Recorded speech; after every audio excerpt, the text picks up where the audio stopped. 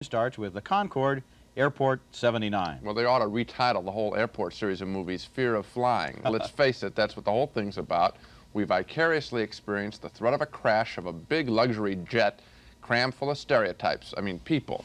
Now, in the fourth film in the series, the Concorde Airport 79, defense contractor Robert Wagner is trying to shoot down a supersonic aircraft because on the plane is reporter Susan Blakely, who has evidence that Wagner has been selling weapons to communist countries. So he sent one of his missiles after her plane, but the American government, after spotting Wagner's missile, sent some jets out to destroy it before it destroys the Concorde.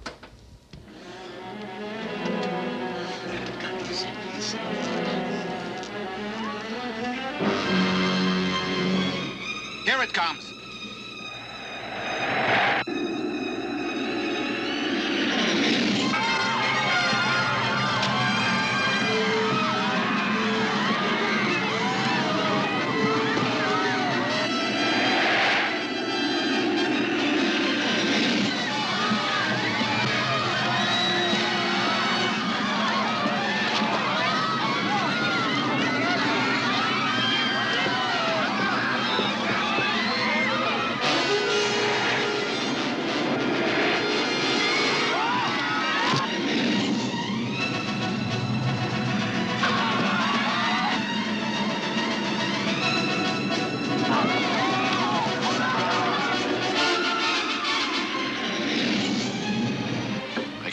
F-15 is at 10 o'clock. He's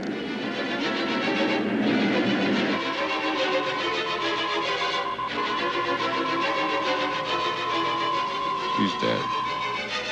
The fighter's too close.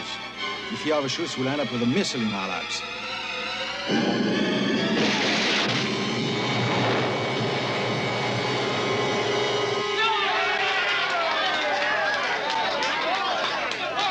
The movie's nothing to cheer about. That failure, unfortunately, doesn't stop Robert Wagner. He next sends a manned jet to blow up the Concorde in mid-flight, and this time some French jets go after Wagner's jet.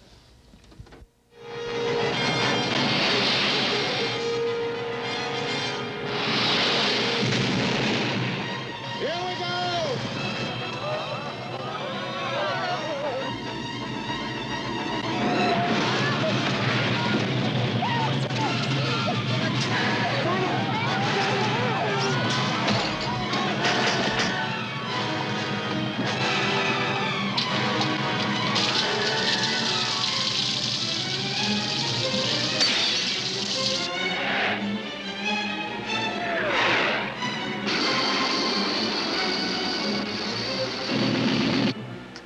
Tracers, he's on his cannons. Power on! Engine 2! Engine 2! No response, sir. Try engine 4. Power! Starting engine 4. No flame, sir. Oh, we're going straight down. There's so much fear. She's not responding, Captain. Engine 3. Power! Oh, dear Lord, please help us. Oh, God, no. It's the worst nightmare. Oh, God, no, please, no. We're going to the ocean. Oh, no. Engine 3, no response, sir. Power! Engine 1. I think my feet are getting wet. Starting flare. Number 1, good ignition, sir. Try number 2 again, Peter.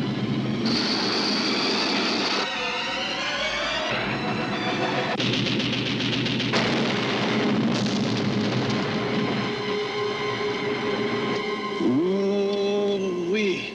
Thing like that could ruin his whole day. Engine 4 running, sir, starting 3. Well, I did like when the toilet paper was flying around in the bathroom and the bars of soap, but I don't think as critics we go to these airport movies anymore to criticize them so much as to endure them. This one is pretty bad, awfully dull. It has very little humor, which would have helped a lot. The characters in the film are as shallow as a bird bath, and their behavior makes no sense at all. The only parts of the film that are interesting are when we think the plane might go down. And that's kind of sick, I guess. It's kind of sick and it's not very realistic. I mean, thinking all the way back to the first airport movie, it was more or less realistic. But in this one, look at it this way. Here's a plane that's going from Washington to Paris and then on to Moscow. Right. On the first leg of the flight, it's shot at by missiles. It's attacked by a jet airplane. It lands. The next morning, everybody gets on board the plane again. Would you get back on that plane until you knew who was shooting at you? No way. And how about this?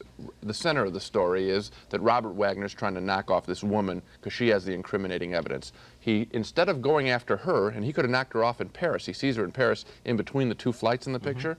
Instead of knocking her off then, he waits till she gets back on the plane and then tries to shoot down the whole plane again. It makes absolutely no sense. I have another small technical detail here. They must have done some research on this plane. They might have found out it's the fastest plane in the world, right?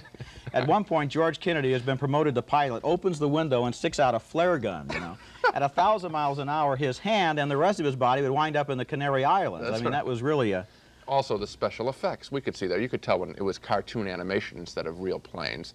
It's not a good film. So what do we look forward to, Airport 81? I hope not. I hope this ends it. I hope it bombs out at the box office and no more airport movies. So please, don't see this movie. Okay. The Concorde Airport 79 was the fourth in a series that crash lands this time. Neither Gene or I can recommend you see this PG-rated movie, and that's why there's a no next to both of our names.